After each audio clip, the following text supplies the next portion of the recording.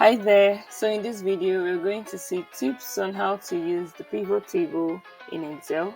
So to quickly do that, we're going to select the data set and then click here on insert and then click on pivot table.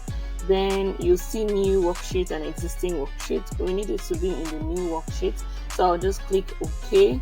So now you have an interface like this. To view the report, choose fields from the pivot table field list. This is the pivot table field where you have filters, you have columns, you have rows, you have values, and then here you have all the column headers that you have in your data set.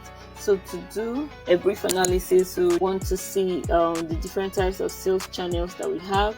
So we're going to hold and drag sales channels to rows, and then we would also want to see the profit that was made from all these sales channels.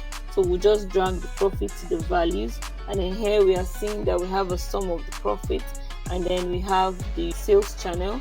So to sort from the highest to lowest, just to quickly see the highest profit.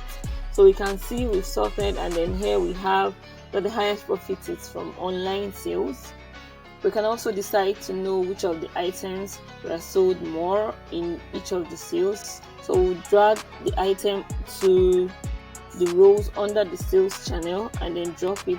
So here we can see the different items that were made on different sales channels. We updated the sheet to gender. Also just go ahead to see the sales personnel's gender, and I want to drag the gender to columns. So here I can see my sales channels in my rows, I can see the gender in the column, I can see the profit here in my values. You can also decide to change your values to average or to count or to mean or max. Changing it to average, we have this, and there are really a lot you can do with the pivot. Thank you, and please follow for more.